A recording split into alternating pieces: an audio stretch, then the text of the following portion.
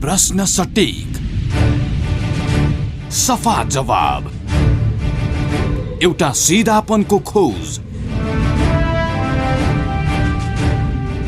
सीधा कुरा।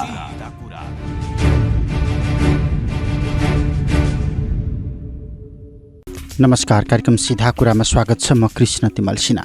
Capital FM 92.4 megahertz Kathmandu, पूर्वी नेपालमा रेडियो सारङ्गी 101.3 मेगाहर्ज, मोरङ पश्चिम नेपालमा रेडियो सारङ्गी 93.8 मेगाहर्ज, पोखरा लगायत देशका विभिन्न एफएम स्टेसनबाट एकैसाथ प्रसारण भइरहेको सीधा कुरा तपाईँ www.cfmonline.com र www.radiosarangi.com पनि संसारभर एकैसाथ सुनिरहनु भएको छ। श्रोता, देशका प्रधानमन्त्रीको स्वास्थ्य खराब छ। प्रधानमन्त्री बिरामी भएको, उपचार प्रक्रियाका लागि निरन्तर लागिराखेको धेरै समय भएको छ। पछिल्लो 5 महिनाको घटनाक्रम हेर्ने हो भने प्रधानमन्त्री उपचारका लागि देशभित्रकै अस्पतालमा 5 चोटि भर्ना भइसकेको अवस्था, देश बाहिर 2 चोटि उपचारका लागि गइसक्नु भएको अवस्था छ र अहिले पनि प्रधानमन्त्रीको मृगौलाले काम गरिराखेको छैन र स्वयं प्रधानमन्त्रीकै भनाइअनुसार मृगौलाले साह्रै दुःख दिएको छ। चिकित्सकहरूले अब मृगौला निरन्तर यसै गरी डायलिसिस गरेर जोगाइराख्ने कि मृगौला प्रत्यारोपण गर्ने भन्ने सल्लाह पनि गरिराखेका छन्। यसले समग्रतामा मुलुकको कार्यकारी प्रमुख बिरामी हुँदा त्यसको असर मुलुकको शासन सत्ता सञ्चालनका लागि प्रणालीमा बसिन सकेको परिस्थितिमा त्यसको असर पक्कै पनि परिराखेको छ। पार्टी राजनीतिमा परेको छ, मुलुकको समग्र निर्णय प्रक्रियामा परेको छ र समृद्धिको यात्रामा पनि त्यसको असर परिराखेको छ। यसले बिरामी प्रधानमन्त्री, खराब स्वास्थ्य भएका प्रधानमन्त्रीको विकल्प के भन्ने बहस मात्रै उठिराखेको छैन। सरकारले काम गर्न सकेन, व्यवस्थाले काम गर्न सकेन, यो प्रवृत्तिले काम गर्न सकेन, पात्रहरू खराब भए भन्ने खालको जुन सुरुका दिनदेखि उठिराखेको असन्तुष्टि र वितृष्णा छ, त्यसमा उल्टे मलजल गर्ने काम गरिराखेको परिस्थिति छ। आज हामी समग्र मुलुकको राष्ट्रिय राजनीतिमा केन्द्रित रहेर विश्लेषण गर्न खोजिराखेका छौँ। छोटो समयमा हामीले अङ्गीकार गरिराखेको शासन पद्धति, प्रणाली, व्यवस्था अथवा यसलाई नेतृत्व गरिराखेका राजनीतिक पार्टीहरू, नेताहरू किन अलोकप्रिय भइराखेका छन्, किन यति धेरै पद लोलुप भइराखेका छन् र समग्रतामा यसले मुलुकलाई कता लगिराखेको छ। राजनीतिक विश्लेषक, मातृभूमिका लागि नेपाली अभियानका अभियन्ता प्राध्यापक दीपक गजरेल आज हामीसँग संवादमा हुनुहुन्छ। दीपक गजरेलज्यू, स्वागत छ यहाँलाई। धन्यवाद कृष्णजी। म अलिकति पृष्ठभूमिमा मैले भने प्रधानमन्त्रीको स्वास्थ्य यति जटिल भयो, अब ठुल्ठुला महत्त्वपूर्ण निर्णयहरू तत्काल गरिहाल्ने, टुङ्गाइहाल्ने र अब प्रधानमन्त्रीको मृगौला फेर्ने हो कि यसै गरी डायलिसिस गरिराख्ने हो, त्यो प्रक्रियामा पनि अब अगाडि बढिहाल्ने भन्ने खालको एउटा मुड बालबटारको देखिराखेको छ। हिजोकै केही निर्णय हेर्ने हो भने महत्त्वपूर्ण निर्णयहरू गरिएको छ र अब चिकित्सकहरूले सल्लाह गरिराखेका छन्, अब मृगौला प्रत्यारोपण गरेर भए पनि बचाउनुपर्छ भन्ने खालको समाचार पनि आइराखेको छ। यो बालबटारभित्र प्रधानमन्त्री बिरामी हुँदाखेरि त्यसको समग्र प्रभाव चाहिँ मुलुकको यो शासन सत्ता सञ्चालन प्रणाली सञ्चालनमा परिराखेको जस्तो देखिएको छ। यो कतिको स्वाभाविक हो? यो स्वाभाविक होइन, अस्वाभाविक हो सभ्य समाजको लागि। अब हामी अराजक छौँ, मनपरी गर्छौँ, त्यसले गर्दाखेरि हामी पछि दौड्या छौँ गलत बाटोमा। कुनै पनि देश सञ्चालन गर्नको लागि त्यहाँ एउटा प्रणाली हुन्छ। सभ्य समाजको कुरा गरे है, यो अराजक र अपराधी तन्त्र चलाउने देशको कुरा गरे होइन मैले। सभ्य समाज जहाँ छ त्यहाँ एउटा प्रणाली हुन्छ, त्यहाँ विभिन्न निकाय हुन्छन्, विभिन्न ढाँचा हुन्छ, स्वरूप हुन्छ। प्रत्येकले तपाईँको एउटा अटोमेटिक काम गरिरहेको हुन्छ। प्रत्येक अफिसले, प्रत्येक नागरिकले, प्रत्येक पदाधिकारीले, प्रत्येक टेबल कुर्सीमा बस्ने प्रत्येकले काम गरिरहेको हुन्छ र प्रधानमन्त्री वा कार्यकारी प्रमुख, राष्ट्रपति वा जे छ जसले देश चलाउने केन्द्रमा भनेको प्रमुख मान्छे जो छ, त्यो मान्छे बिरामी पर्दा पनि प्रणालीलाई असर पर्दैन। यदि तपाईँले प्रणालीको निर्माण गर्नुभएको छ भने त्यस्ता उदाहरण थुप्रो छन्। तपाईँले अमेरिकाकै हेर्नुभयो भने कार्यकारी प्रमुख छन्, त्यहाँ राष्ट्रपति। हाम्रो देशको अहिलेको संविधान अनुसारको प्रधानमन्त्री जति शक्तिशाली हाम्रो देशमा छन्, अमेरिकाको राष्ट्रपति त्योभन्दा धेरै शक्तिशाली छन् त्यहाँको संविधान र कानुन अनुसार। त्यति मात्रै होइन, उनले देश मात्रै होइन विश्व हाँक्छन्। त्यो देशमा पनि कतिपय पटक उदाहरण छ, राष्ट्रपति बिरामी परेर महिनौँ थला पर्ने तर प्रणालीमा असर नपर्ने। प्रभावकारी रूपमा अमेरिकाले काम गरिरहने। बेलायतमा त्यस्तै भएको छ, तपाईँको अरू पनि कतिपय देशहरूमा इतिहास छ।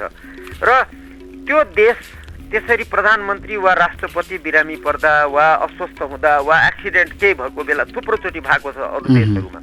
त्यो भएको बेला त्यसकै पछि संसार कुद्दैन, त्यसको आफ्नो पाटो हुन्छ।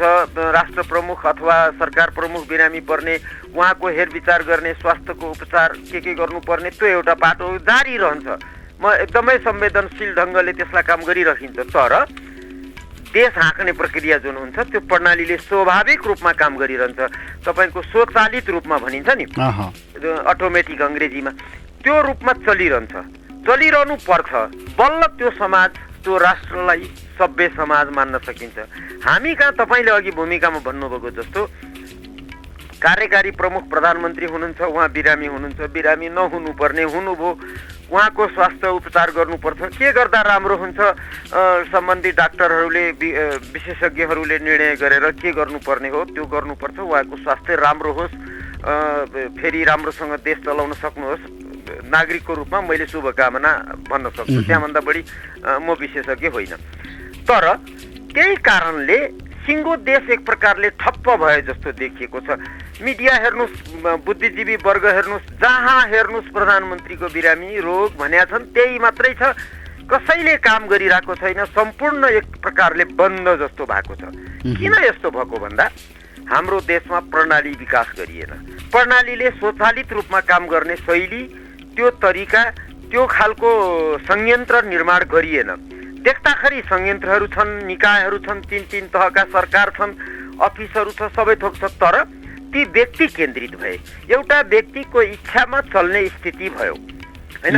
एउटा व्यक्तिले जे मन लाग्यो त्यो गर्न सक्ने भयो। त्यो व्यक्तिले के चाहन्छ त्यसलाई कसरी खुसी पार्ने भनेर अरू सबैले मुख ताक्नु पर्ने स्थिति हामीले त्यो खालको प्रणाली निर्माण गर्यौँ।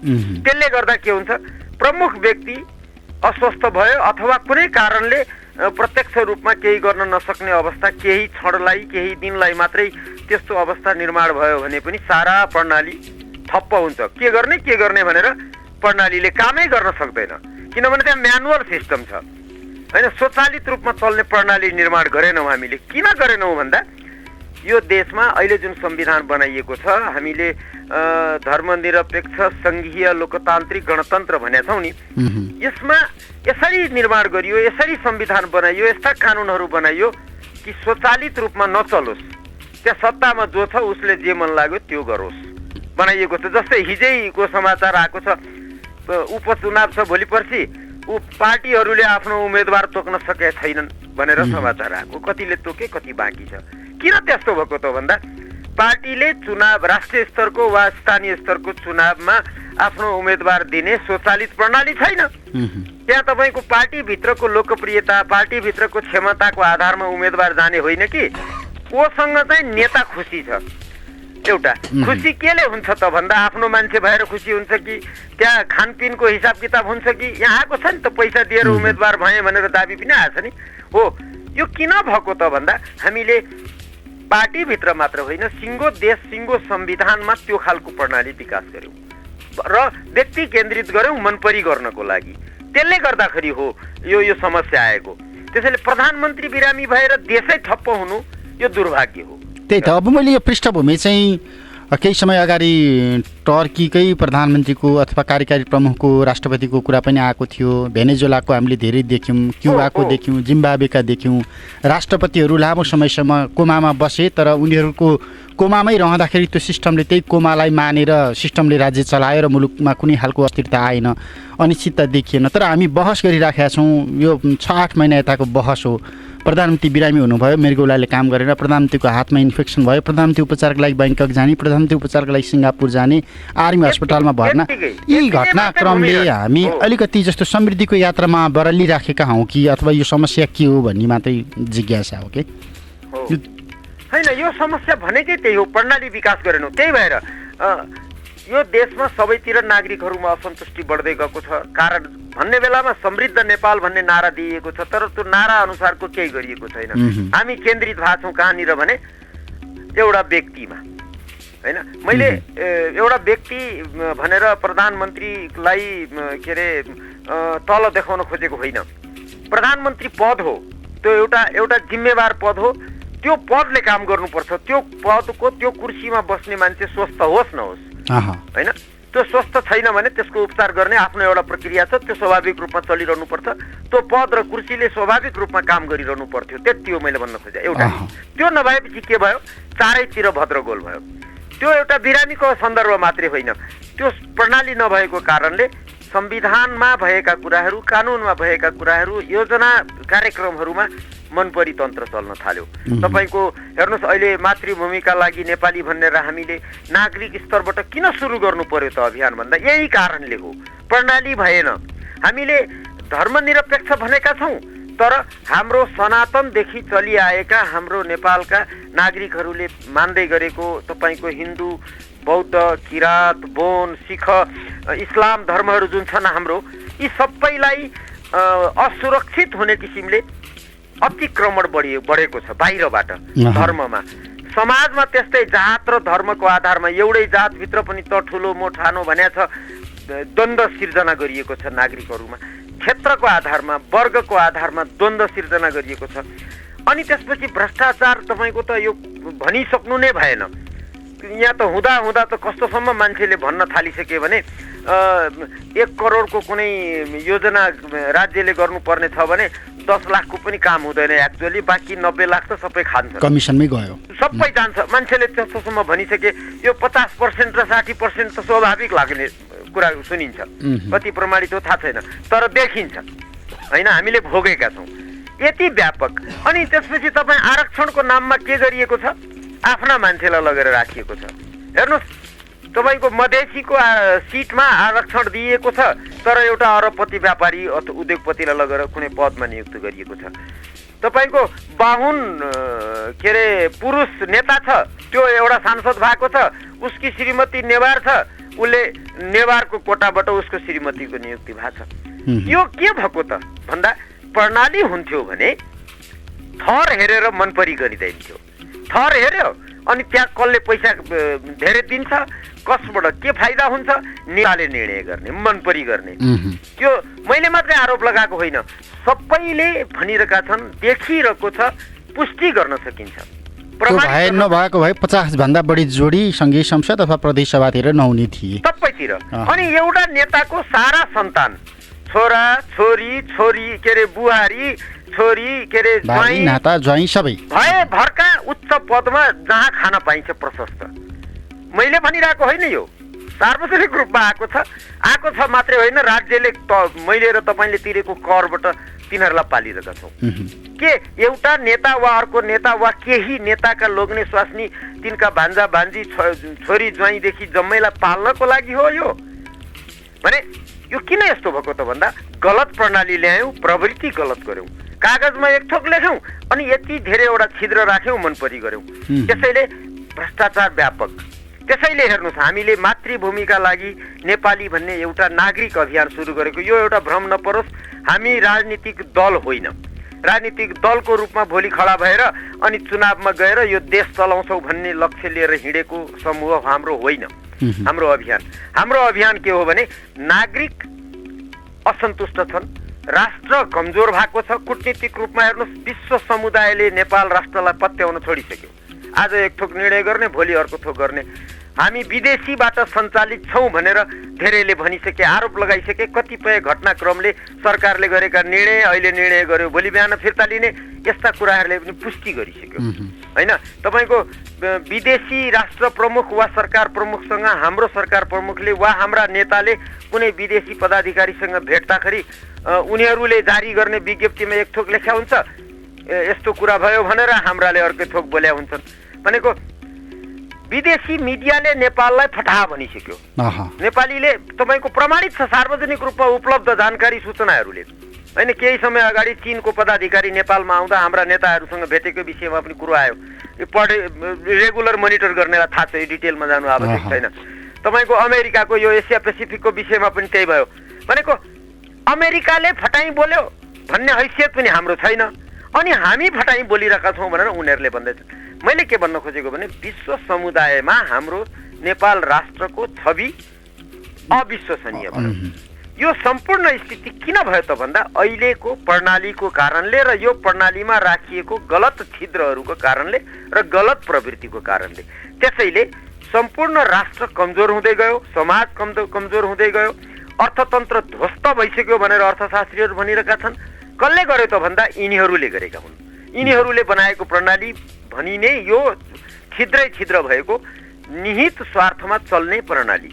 त्यसले गर्दा यसमा सुधार हुनु पर्यो। यो प्रणाली तपाईहरुले चाहिँ यो प्रणाली सुधार्न यो प्रयत्न गरिराख्नु भएको हो कि प्रवृत्ति विरुद्धको प्रयत्न हो? यो अलिकति प्रश्न पार्दिनुस् न। प्रवृत्ति धर्मको कुरा गर्नुभयो, धर्मनिरपेक्षताका विरुद्धमा बोलिराख्नु भएको छ, विकेन्द्रीकरण र एकात्मक राज्य प्रणालीको कुरा गरिराख्नु भएको छ, संहिताको विरुद्धमा बोलिराख्नु भएको छ, आरक्षण खारेज गर्नु पर्यो, सबल बनाउनु पर्यो, आरक्षणका नाम अरबपतिहरू गए भनिराख्नु भएको छ, समावेशी चरित्रको राज्य प्रणालीको विरोध गरिराख्नु भएको छ भन्दा यो प्रवृत्तिको विरोध हो कि प्रणालीको विरोध हो? प्रश्न यसो हो, हामी दुईटैको हो अथवा प्रवृत्तिको मूल रूपमा। प्रवृत्ति सुध्रियो भने प्रणाली त राम्रो हुन सक्ला नि।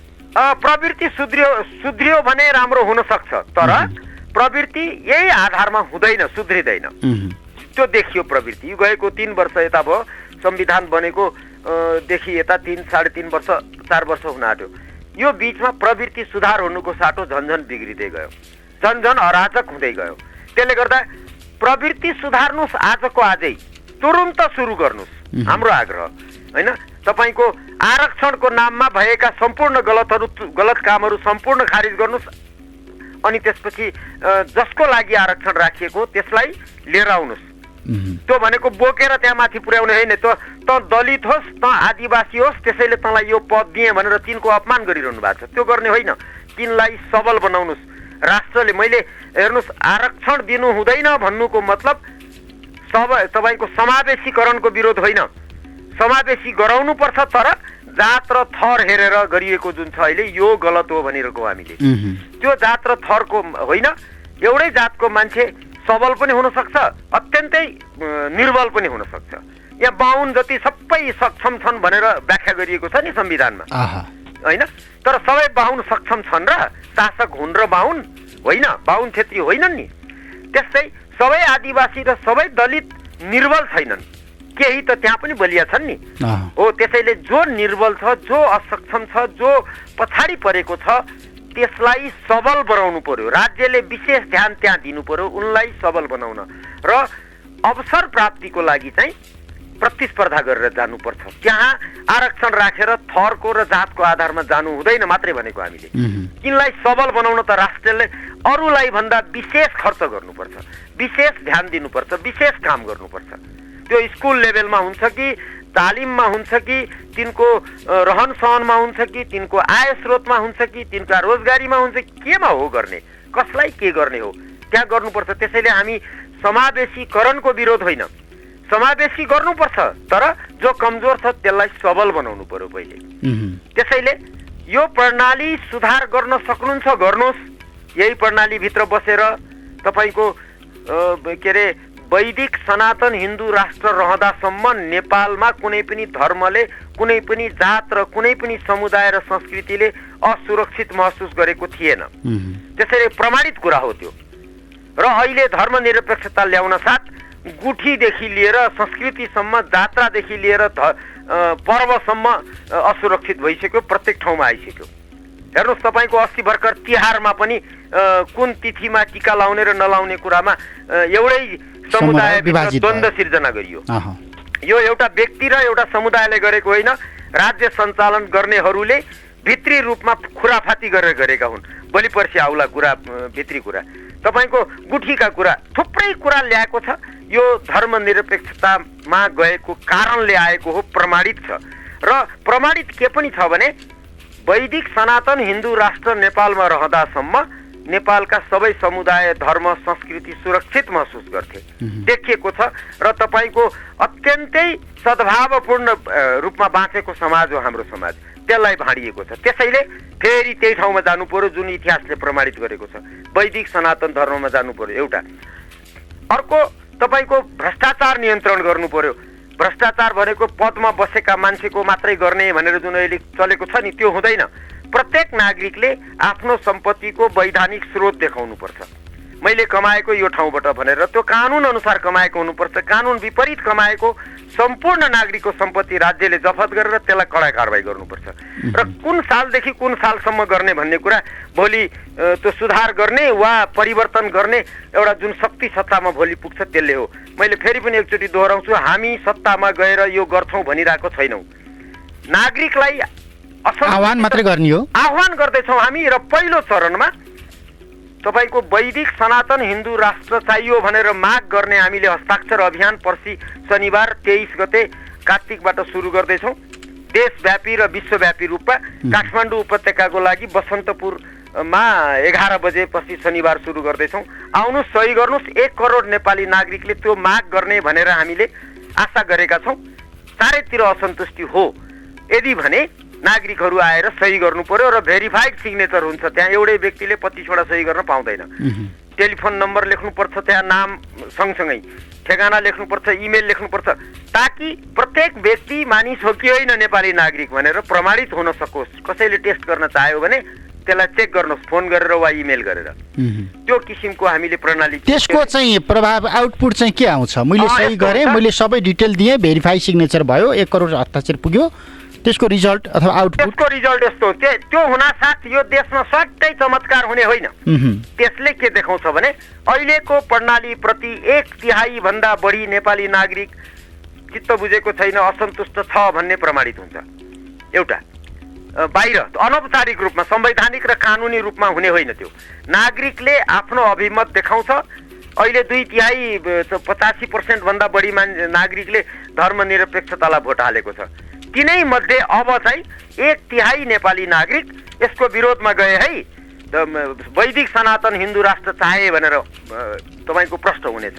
त्यो हुने बित्तिकै अहिलेको सत्ताधारी र यिनलाई सहयोग गर्ने संसारभरिका सबै शक्तिहरूले एकचोटि घोत्लिएर सोच्नुपर्ने अवस्था आउँछ। त्यो आउन साथ हामीले के गर्छौँ भने भोलि त्यो 1 करोड नेपाली नागरिकले सही गरे भने हामीले के गर्छौँ भने ल अब हामी सबलीकरणको पक्षमा फेरि अर्को दबाब सिर्जना गरौँ भन्छौँ। हामी हेर्नुहोस्, दबाब सिर्जना भनेको हामी जुलुस, नारा, ढुङ्गा, मुडा, बन्द, आन्दोलन यो गर्ने होइन, हामी हतियार बोकेर हिँड्ने होइन। हामी नागरिकलाई आह्वान गर्ने, 1 करोड नेपाली नागरिकले माग गर्यो, माग भनेको कागजमा सही गरेर पुष्टि गरिदिनु पर्यो। ऐक्यबद्धता जनायो तपाईहरुको, ऐक्यबद्धता जनायो। हामीले संयोजन मात्रै गर्ने हो, हामीले सत्तामा जाने होइन। तिनै नागरिकहरू मध्येबाट भोलि अर्को माग हुन्छ, सबलीकरण चाहियो भनेर अर्को कुनै प्रक्रिया अपनाउँछौँ हामीले त्यस बेला हैन। त्यसपछि तपाईँको भ्रष्टाचारको लागि यसो गर्नु पर्यो भनेर माग गर्छौँ।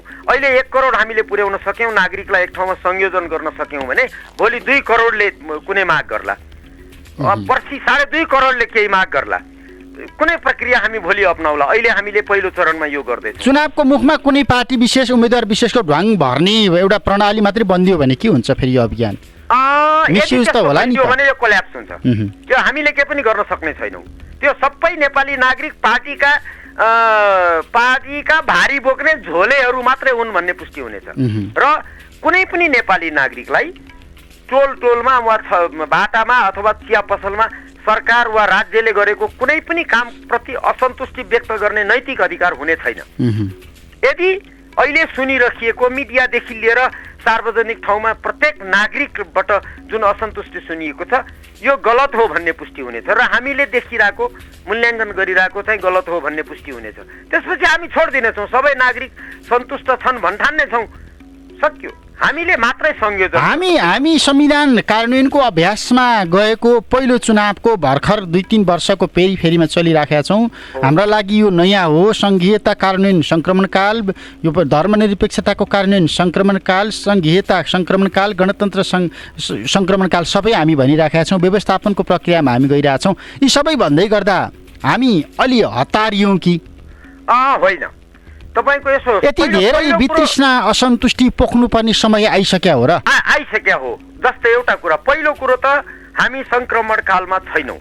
सङ्क्रमण काल भनेको 63 सालको आन्दोलन सफल भएर नयाँ प्रणालीमा देश गएर नयाँ संविधान नबन्दासम्मलाई सङ्क्रमण काल मान्नु। नयाँ प्रणाली कार्यान्वयनको सन्दर्भमा त सङ्क्रमण कालै हो नि? हुँदैन, त्यस्तो हुँदैन।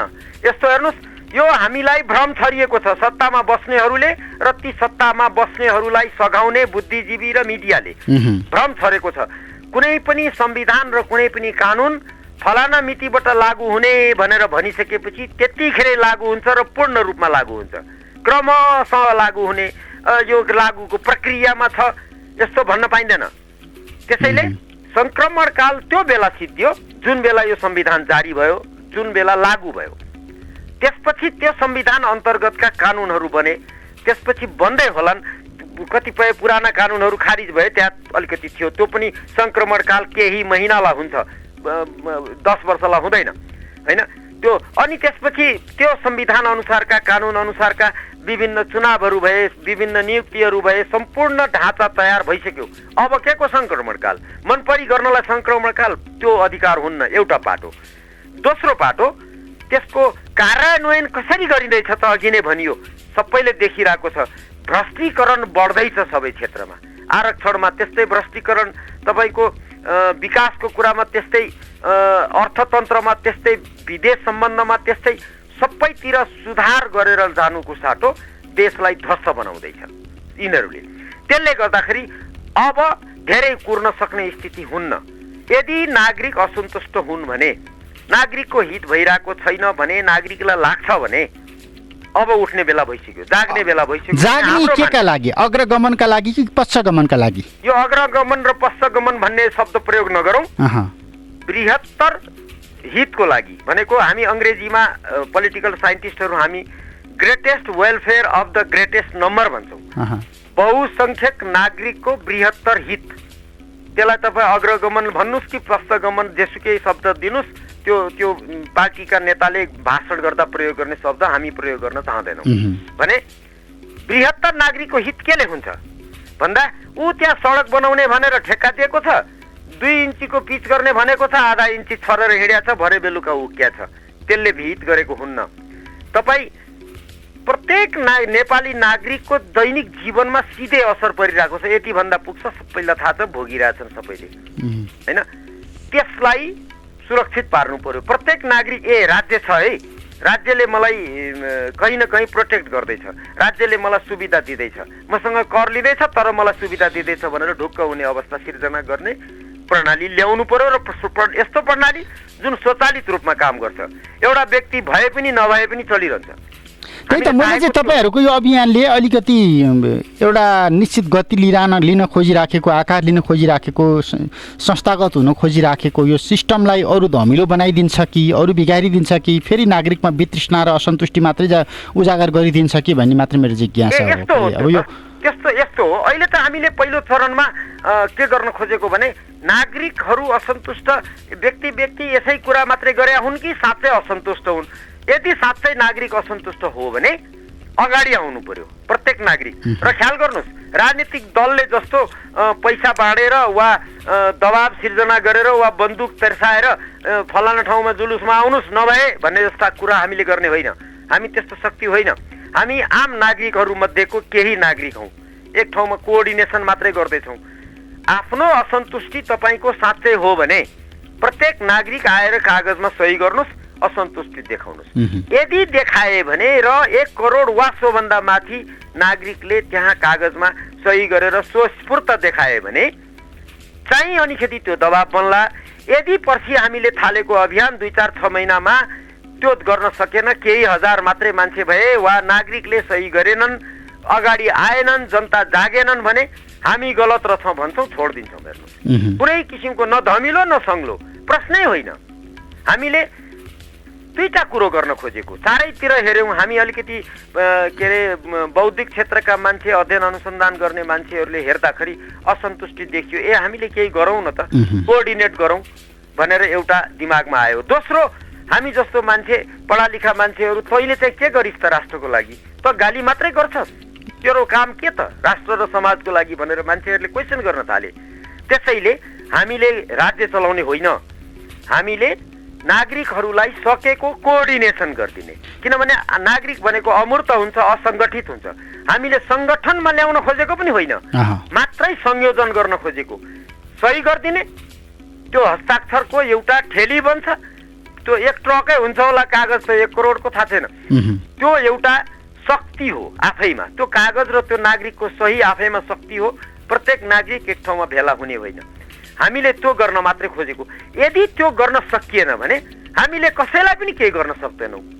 नागरिकले यदि अगाडि आएर मेरो असन्तुष्टि छ यहाँ भनेर व्यक्त गर्दैन भने हामी पछि पछि कुद्दैनौँ। कुनै विदेशीका पछि गएर विदेशमा गएर सन्धि सम्झौता गरेर यति बुँदे र उति बुँदे भनेर हामी त्यो बाटोमा जाने होइन।